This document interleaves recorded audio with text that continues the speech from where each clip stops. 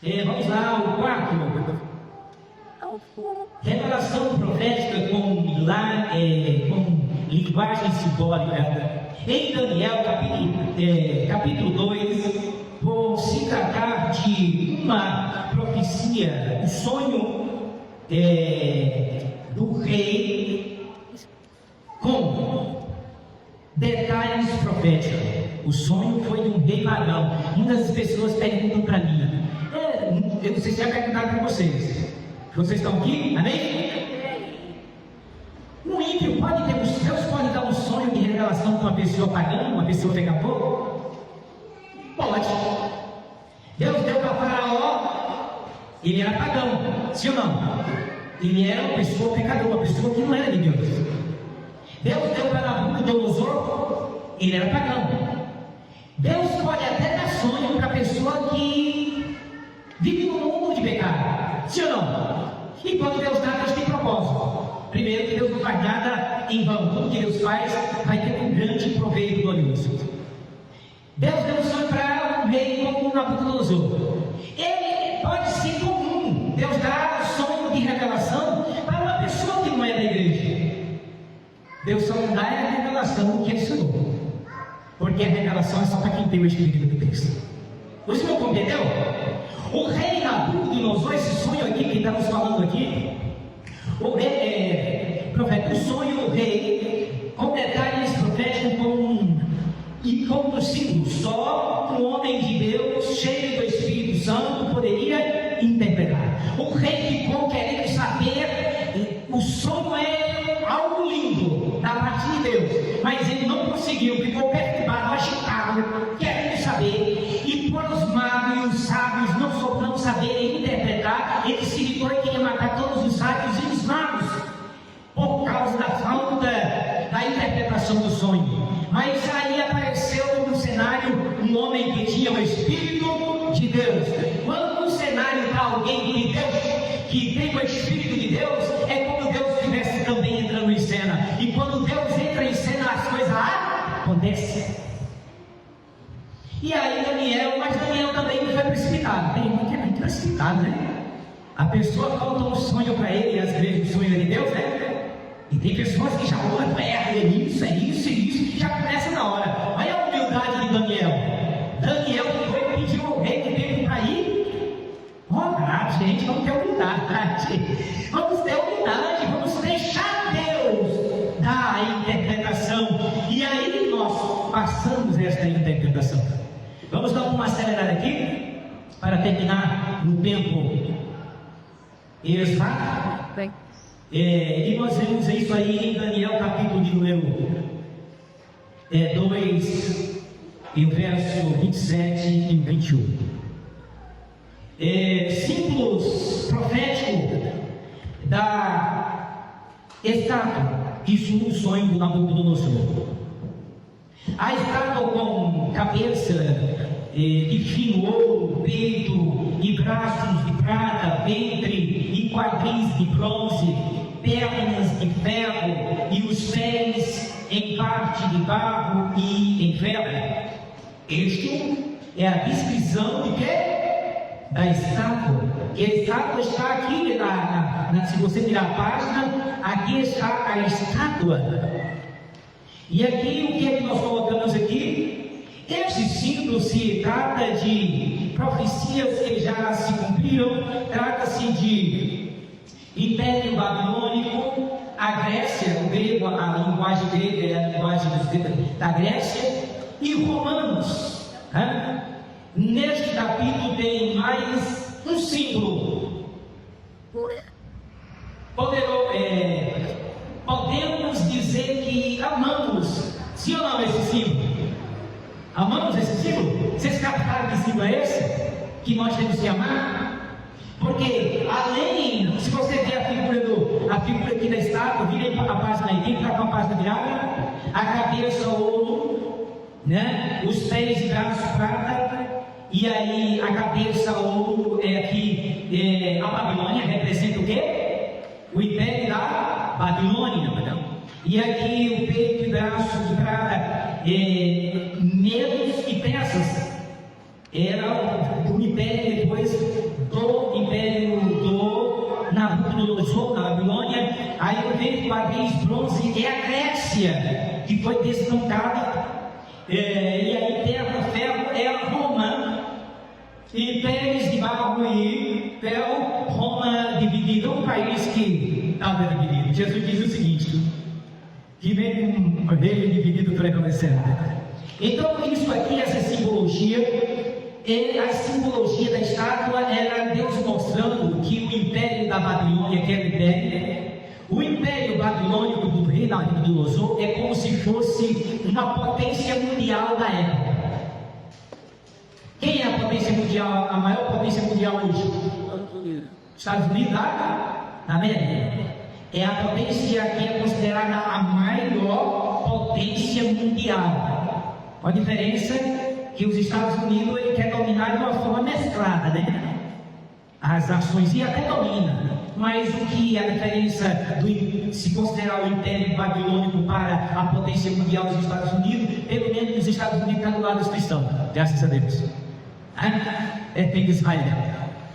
Já o Império Babilônico, ele dominava e dominava com mão forte, e ele dividia todas as nações, dominava todas. Este império que eles são fora para o povo de Deus voltar para Jerusalém, se ou não? Então alguém tinha que entrar em ação. Quem foi que entrou em ação? Neste capítulo tem mais um símbolo. Podemos dizer que amamos este símbolo. Pedra nossa. Bom. Rochedo nosso. Se estivermos firmados nele, é rochedo, nós não vamos sair. Sim ou não? Rochedo, nossa.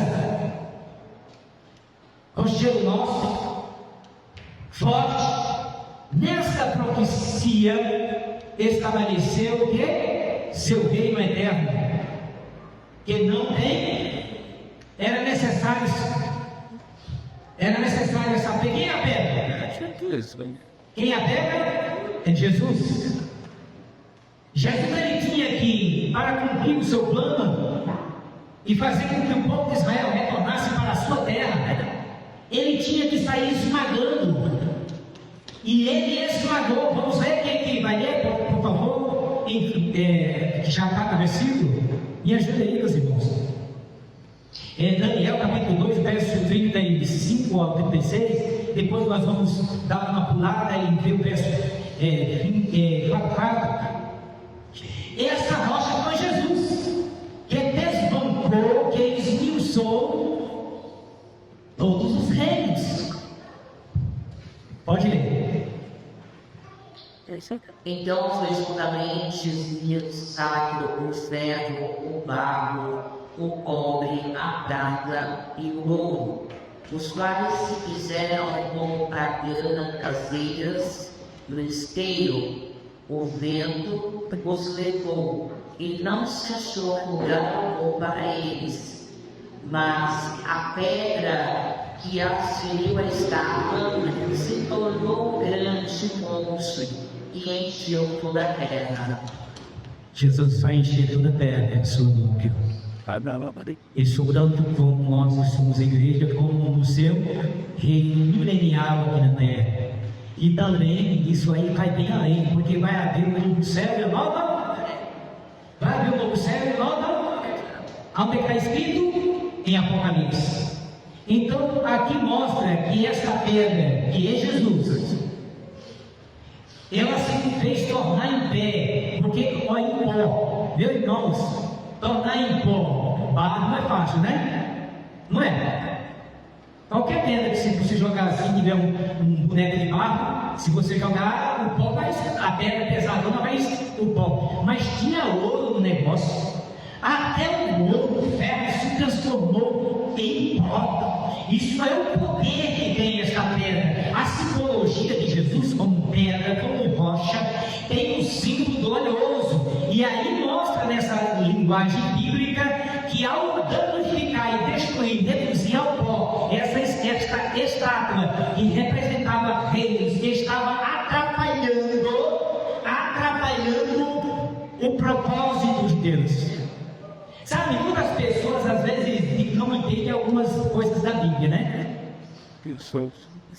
Por que que Deus... Porque tem passagem bíblica que Deus matou, sim ou não? Matou ou não matou? A Bíblia diz que só um anjo enviado por Deus para que Israel tivesse vitória, só um anjo, ele matou 185 mil homens assim. Nosso Deus pode fazer isso ou não pode? Ele tem o direito de fazer isso ou não tem? E nós vamos ver a justiça de Deus. Nossa, Deus não deixou que todas as nações pagãs vivessem a sua vida, o seu bel prazer, sim ou não?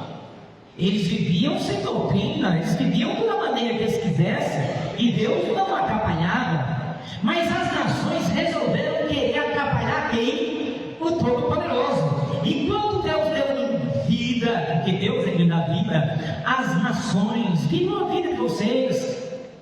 O povo estava atrapalhando de Deus formar uma nação com um propósito que é Israel.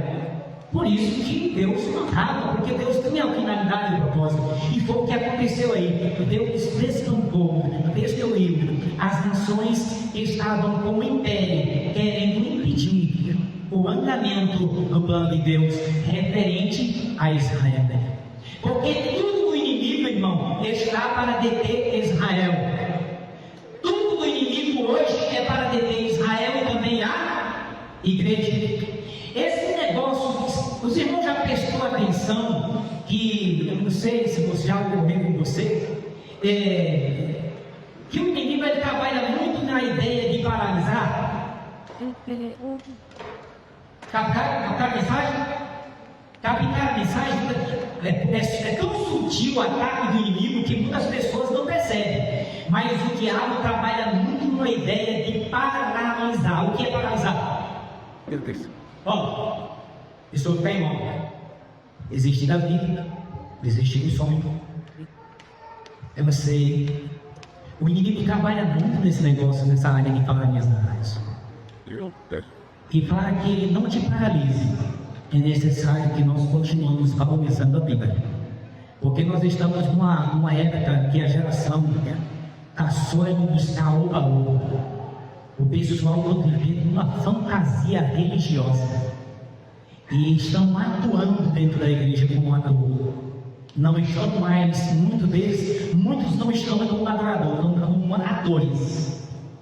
E aí eu te digo, só quem ama a Bíblia é quem vai continuar agindo, primeiro não permitindo que o diabo paralise, sempre aproximando e sempre agindo como um verdadeiro adorador. Porque o propósito de Deus, irmãos, é que nós sejamos de uma forma legítima, que nós venhamos ter legalidade no reino espiritual, no mundo espiritual. E só existe uma possibilidade de que você tenha legalidade no reino espiritual é se você andar de acordo com o propósito de Deus. Por que os irmãos acham que Jesus propôs a parada de 10 virgens? 5 prudentes e 5 quê? Doida ou louco. Mas é doida mesmo. Doida de boca da não. É doida. E tem doida no nosso meio, sim ou não? Tem doida no nosso meio, sim ou não? É forte que eu estou falando, louco, parece que é mais suave, né? Mas eu não duvido uma pessoa ser louca para não ser uma doida. É doida! Então, quando você vê um irmão que não junta com Jesus, mas espalha, é doida. Sai de perto, porque é uma louca. É 5 virgens, faz parte da cúpula de 5 virgens loucas. Só quem tem legalidade no reino de Deus é quem é virgem prudente. Esta palavra de virgem, as 5 virgens prudentes, é uma palavra que mostra a pureza da dignidade de uma noiva daquele que é santo, que é perfeito, que é justo. Então, irmãos, não se engane. Em igreja tem gente louca, tem pessoas que atrapalham. Deixa eu só contar a experiência, porque às vezes a falta de humildade de muitas pessoas é grande. Dentro da igreja, às vezes, pessoas jovens desrespeitam pessoas mais velhas. Não pode fazer isso, nem aqui na igreja, nem no mundo. Respeita a idade, a experiência da pessoa. E se é uma das coisas que eu não tenho experiência, é vivência em igreja. É o tempo vivido no meio do povo de Deus, digamos assim. Se contar os pastores que eu já passei por ele, que eu já passei porque eu tive que mudar de uma cidade para outra, eu não passei, estou concluindo, tá? Se contar as pessoas, os pastores que eu já passei, que já me pastorearam, que foram meus pastores, acredito que no máximo 6 pastores. E eu já vivi em muitas igrejas e sem comportamento. E quando eu estou falando que existe 5 virgens prudentes e existe 5 virgens loucas, as loucas geralmente acabam trazendo, presta atenção, que isso é um alerta do Deus Todo-Poderoso para que você não perca a legalidade espiritual. E observando que no nosso meio as loucas, existe uma panelinha, eu vou usar uma linguagem mais compreensiva, e isso eu sempre fui assembleano, sempre na Assembleia, meus princípios são Benemita, Assembleia de Deus, a original Assembleia de Deus do Brasil, que foi fundada por Daniel Berner e Duna Vig, é centenária, tem mais de 100 anos, e eu vivendo isso, a igreja toda na Assembleia tem o círculo de oração. E as 5 prudentes do círculo de oração, a visão dela é de apaziguar, juntar com Jesus. Mas sempre tem as loucas dentro do círculo de oração. E existe uma panelinha e sempre tem um líder, viu, irmão? Tem um cabeça. E esse cabeça é venenoso, tem a mesma persuasão de enganar que o diabo tem. E tem outra panelinha, são 2. Uma contra a outra. Mas tem as 5 virgens prudentes que olham para Jesus, que quer fazer direito. E dentro dessas panelinhas, para concluir, mas dentro dessas 2 panelinhas, sempre tem um líder. A cabeça. E é maldosa a cabeça dessa pessoa. Então não siga pessoas que faz cabeça de panelinha, quando colocam você A contra B. Olhe para Jesus, autor e consumador da fé. Então, na minha trajetória, eu observei que no ciclo de oração, isso não é em toda, você tem igrejas que é mais espiritual, mas a maioria tem, infelizmente tem, e tem um jovem também, 2 panelinhas, uma panelinha que um líder e outra panelinha, para ver atrito, para que a obra de Deus não venha ser feita de uma forma legítima. Repreenda isso em nome de Jesus, faça parte das 5 virgens prudentes. Que isto é uma figura de que Jesus quis passar para nós, é que no reino de Deus ele está misturado. Nós não podemos deixar de falar essas coisas, porque Jesus já falou. E se eu, como evangelista, não tiver a autoridade de ensinar como Jesus ensinou, eu não estou exercendo a função do meu chamado ministerial. E Jesus, quando ele mostra as 5 virgens prudentes e as 5 virgens loucas, ele mostra uma mistura daquilo que faz direito e aquilo que faz errado. Quando ele entra na parábola do trigo e do joio, ele mostra que tem uma mistura. Quem você está seguindo? É Jesus como seu pastor? Ou um líder de cúpula, de panelinha, que tem um sentimento maldoso e ruim? Nós temos uma arte tão grande de enganar, que, você me acredita que sempre em todas as igrejas as pessoas se envolvem na obra? E sempre os líderes querem como partido que toca o nele, olha, e eu vendo tudo, decidindo tudo, e um puxa para lá, um puxa para cá, e eu fico só tentando apaziguar, ensinar como que tem que olhar e fazer direito, mas descontar um líder de panelinha é só Jesus. Deus abençoe todos vocês. Vamos para Jesus.